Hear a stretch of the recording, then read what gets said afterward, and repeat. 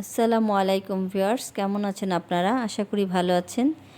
আমি প্রতিদিনের মতো আজকেও আপনার সামনে হাজির হলাম আরেকটি রেসিপি নিয়ে।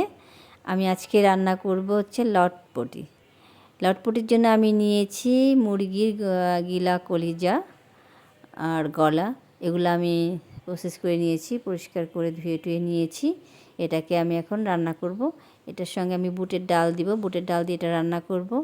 অনেকে এর সাথে পরিচিত আছেন আশা করি। এটা খেতে অনেক ভালো লাগে রুটি পরোটার সঙ্গে। আমি বুটের ডালগুলো ভিজিয়ে রেখেছিলাম, 2-3 ঘন্টার মতো আমি ভিজিয়ে রেখেছিলাম। সেগুলো এখন ধুয়ে নিয়েছি। এখন আমি মূল রান্নায় চলে যাচ্ছি। আমি কড়াইতে তেল দিয়ে পেঁয়াজগুলো ভেজে নিচ্ছি। এর মধ্যে আমি গরম মশলাগুলো দিয়ে দিচ্ছি ভাজার জন্য। এলাচ, দারচিনি, লবঙ্গ 3টাই দিয়েছি আমি। কিছু স্বাদ লবণ দিয়ে দিলাম, দিয়ে আমি এটাকে একটু ভেজে নিচ্ছি। এরপর আমি এক এক করে এর মধ্যে সব মশলা দিয়ে দিব। আমি আদা রসুন বাটা 1 টেবিল চামচ দিয়ে দিলাম।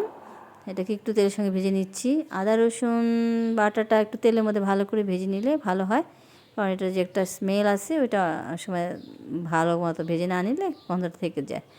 এই যে আমি সবসময় ভেজে নিই। এখন আমি হলুদের গুঁড়ো দিয়ে দিলাম 1 স্পুন, আর জিরার গুঁড়ো, ধনের গুঁড়ো 1 স্পুন করে দিয়ে দিলাম। লাল মরিচের গুঁড়ো দিয়ে দিলাম।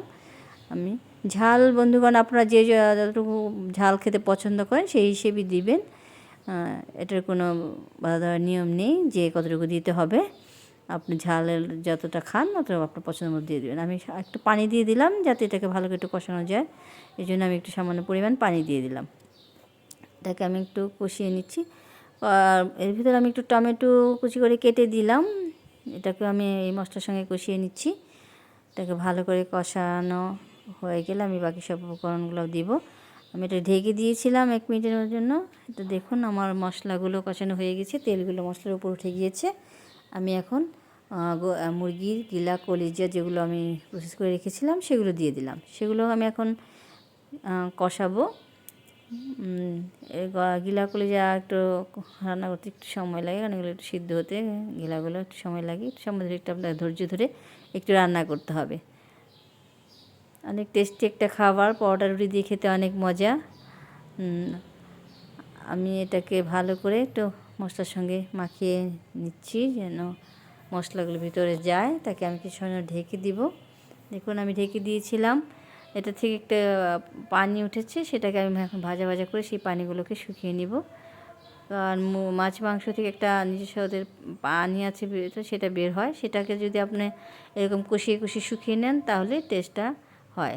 ওটা থাকলে একটা টেস্টিটা অতটা হয় না। আমি এখন পানি দিয়ে ভালো করে এটাকে একটু কষাবো। একটু রেখে দিচ্ছি কয়েক মিনিটের জন্য। হ্যাঁ দেখুন হয়ে গিয়েছে প্রায় আমার এই গিলা, কলিজা কষানো। আমি এর ভিতরে এখন ডালগুলো দিয়ে দিচ্ছি। ডাল দিয়ে আমি একটু কিছু সময় কষাবো। বন্ধুগণ একটা কথা মনে রাখবেন, যদি আপনি এটা শুরুতেই ডালগুলো দিয়ে দেন তাহলে কিন্তু একদম এটা গলে ক্ষীর হয়ে যাবে। এটা গিলা, কলিজাটা কষানো হয়ে গেলে, ভালো মতো কষানো হয়ে গেলে, হাফ সিদ্ধ হয়ে গেলে তখন ডালটা দিবেন, তাহলে ডালটা আস্ত থাকবে। না একদম গলে ক্ষীর হয়ে যাবে, তখন অত খেতে ভালো লাগবে না। আমি আবার কিছুটা সময় জন্য ঢেকে দিয়েছিলাম। দেখুন আমার ডালগুলোর ভিতরেও মশলা ঢুকে গেছে। ডালগুলো প্রায় সিদ্ধ হওয়ার পথে। একটু পানি দেবো এটাকে ভালো করে সিদ্ধ করার জন্য। কিছু সময় এখন পানি দিয়ে আমি চুলোর ওপরে জাল করব। আমি কয়েকটা কাঁচামরিচ দিয়ে দিলাম। কাঁচামরিচ দিয়ে ঝালটা অনেক টেস্টি হয়। আমি দিয়ে এটাকে ফুটাচ্ছি। দেখুন টকবক করে ফুটছে। আবার দেখুন এখন আমার ঝোলটা অনেকটা কমে আসছে। ডালগুলো আস্তে আস্তে সিদ্ধ হয়ে যাচ্ছে। দেখুন আমার ডালগুলো সিদ্ধ হয়ে গিয়েছে। আমি এখন এটাকে আর বেশিক্ষণ জ্বালাবো না, সামান্য একটু ঝোল কমিয়ে আমি এটাকে নামিয়ে দিব। দেখুন কি সুন্দর হয়েছে আমার লটপট রান্নাটা। ডালগুলো সব আস্তে আস্তে আছে কিন্তু সিদ্ধ হয়ে গিয়েছে। এটা পরোটা রুটিতে খেতে অনেক মজা। আমার রান্না শেষ, আমি এখন এটাকে বেড়ে নিব।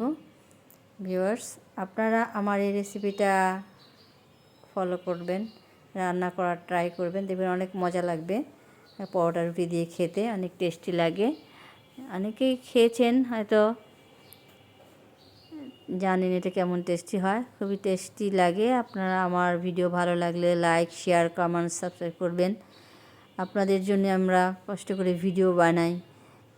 আপনারা লাইক শেয়ার কমেন্ট করলে আমরা মোটিভেটেড হই। এখন আমি এটাকে সবাইকে সকালের নাস্তায় পরিবেশন করছি পরোটা দিয়ে। সবাই এখন আমরা এটা বাসার সবাই খাবো। আপনারাও আশা করি পছন্দ করবেন, বানিয়ে খাবেন। সবাই আমার ভিডিওটা পছন্দ হলে লাইক শেয়ার কমেন্ট করবেন। আজকে রাখি। আসসালামু আলাইকুম।